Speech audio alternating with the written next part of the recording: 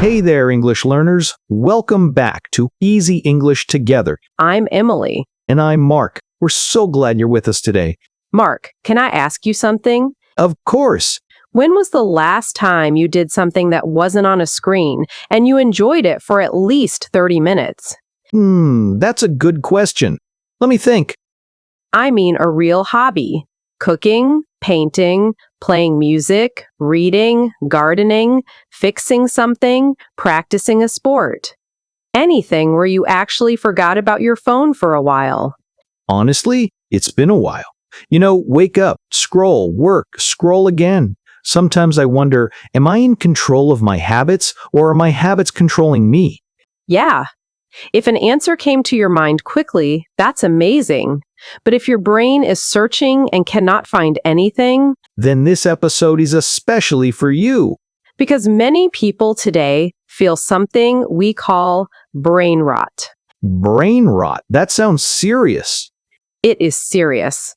And today, we're going to talk about how hobbies can protect your brain, give you real joy, and even help you improve your English. That's right. So stick around. This is going to be good. So let's talk about brain rot. What exactly is it? Yeah, I've heard the term a lot lately. But what does it really mean? Brain rot is what happens when you spend too much time consuming low-quality content. Endless scrolling through short videos, clicking from one thing to another without really focusing on anything. So it's not just about screen time in general? Not exactly. It's about the quality of what you're consuming. Think about it. When you close your phone after 1 hour of random videos and think, what did I just do with my brain? That's a sign. Oh, I've definitely had that feeling. You're on your phone, you watch something, then something else, and at the end, you can't even remember what you watched. Exactly. That's brain rot, and it has real effects on your mental health. Like what? Well, first, there's mental fatigue. You feel tired, but not physically tired. Your brain feels exhausted, even though you didn't do anything productive. That makes sense. It's like your brain has been running a marathon without going anywhere. Yes. And the second effect is reduced attention span. When you're used to consuming short, quick content, it becomes harder to focus on longer things, like reading a book or having a real conversation. I can relate. I used to read books all the time. Now, after years of scrolling, I can barely sit through a 15-minute video without getting distracted. That's the third effect, difficulty with deep work. Your brain gets so used to constant stimulation that it struggles to engage with anything that requires sustained effort. So what causes this? Is it just social media? Mainly social media and content platforms, but it's also about the type of content. If you're watching educational videos or learning something new, that's different. But when you're just doom scrolling, that's when the damage happens. Doom scrolling. That's such a perfect word. It really is. I have a friend named Anna. She told me she spent an entire Saturday scrolling through her phone. 6 hours! When she finally stopped, she didn't feel relaxed. She felt worse, mentally drained, but not physically tired. Does that sound familiar? Unfortunately, yes. It's scary how common this is. Here's a surprising statistic. A recent survey found that 70% of people feel mentally drained after prolonged screen time. 70%. That's most people. That's why this topic matters so much. But here's the good news. There's a simple solution, and that's where hobbies come in. I'm listening. So how do hobbies help? Great question. Hobbies provide something that screen time cannot. They give your brain real engagement, real rest, and real joy. What do you mean by real engagement? When you play guitar, your brain is actively creating. When you paint, you're expressing something. When you cook, you're following a process and solving problems. These activities require focus, creativity, and problem solving. So it's active versus passive. Exactly. Watching videos is passive. Your brain is receiving information without doing much, but a hobby is active. Your brain is working, growing, and building new connections. And what about real rest? This is important. Real rest isn't about checking out completely. It's about doing something that relaxes you without draining you. You know that feeling after playing sports or gardening? You feel tired, but it's a good tired, a productive tired. Yeah, I know what you mean. After a good workout or a long walk, I feel refreshed, but after scrolling for an hour, I feel worse.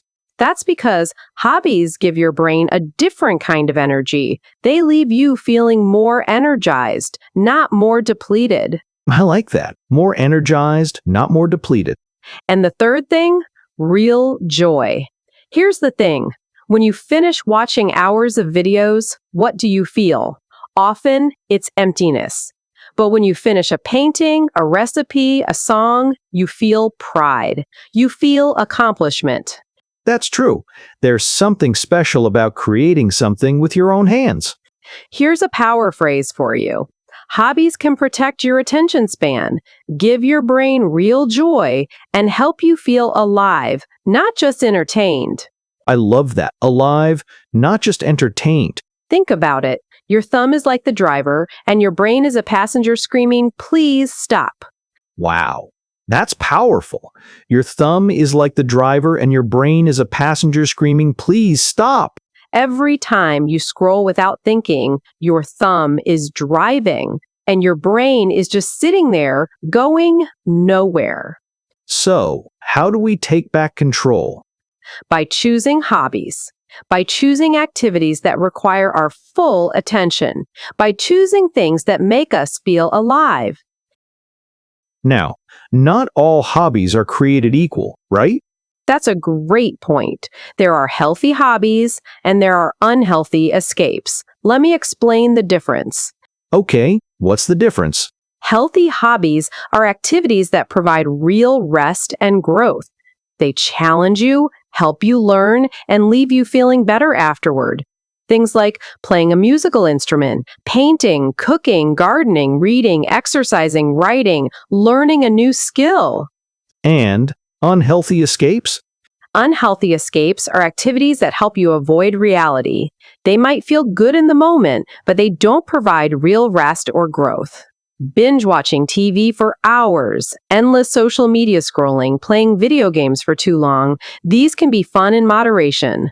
But when they become your main way to relax, they contribute to brain rot. So, it's about balance. Exactly. It's not about never watching TV. It's about making sure you also have activities that challenge you and help you grow.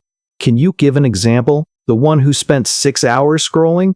Yes, she realized her problem, so she made a change. She used to watch TV for hours every evening. Now, she spends 30 minutes learning guitar every day. Wow, that's a big change. And the results? She told me she feels a sense of pride she hasn't felt in years. She can already play a few songs. And she feels clearer mentally, more focused. That's amazing. Here's the thing, watching TV is passive. You're just receiving information, but playing guitar is active. Your brain is learning, creating, and building muscle memory. It's completely different. So the key is to find hobbies that actively engage your brain. Yes. And the best part? You don't have to be good at it. You just have to start. What do you mean? You don't have to become a master painter or a professional musician. You just need to spend time doing something you enjoy. The goal isn't perfection. The goal is engagement. That's encouraging. Start small. Exactly. Even 15 minutes a day can make a difference. The key is consistency, not intensity. Now, Emily, this is Easy English Together. How do hobbies help with English learning? Oh, this is the best part. Hobbies can actually supercharge your English learning. Really? How? Here's the secret. When you combine your hobby with English, you learn naturally without feeling like you're studying. It's seamless, it's enjoyable, and it works. Can you give some examples? Sure.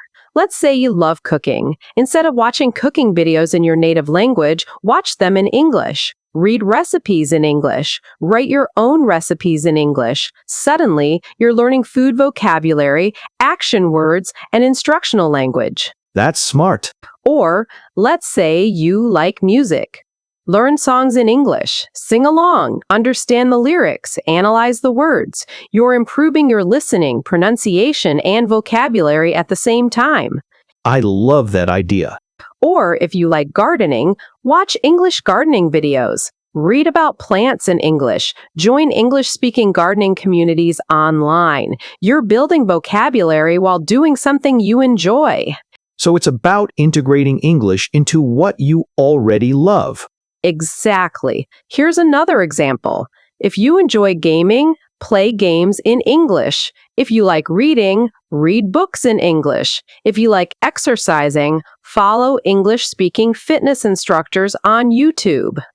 The key is to make English a part of your hobby, not a separate task. Yes. And here's why it works so well. When you're doing something you love, you're motivated. You want to understand. You want to improve. That motivation makes learning faster and more effective. That's brilliant. Here's a power phrase.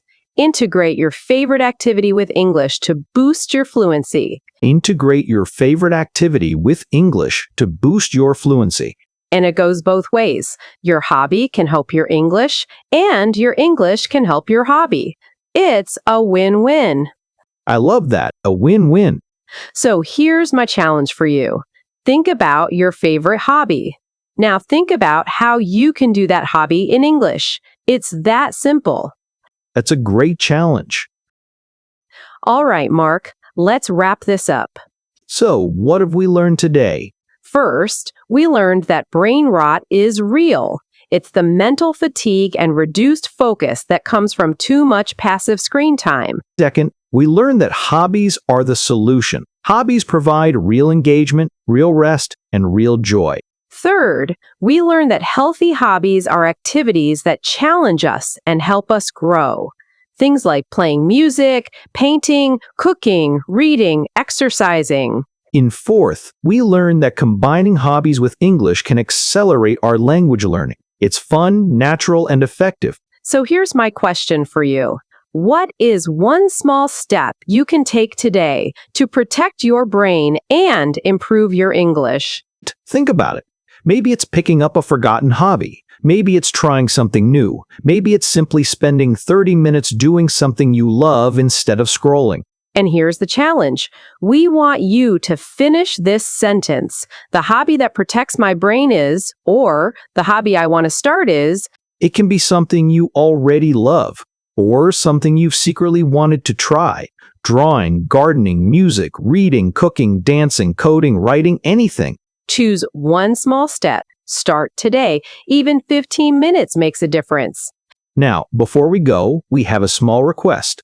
If you enjoyed this episode, please like it, subscribe to the channel, and share it with one friend who also feels tired of endless scrolling. And don't forget to comment. We want to hear from you. What hobby protects your brain? What hobby do you want to start? Let's build a community of learners who are taking control of their time and their minds. Thanks for listening, everyone. We'll see you next time. Until then, keep learning, keep growing, and remember, hobbies are your best defense against brain rot. Take care. Bye-bye.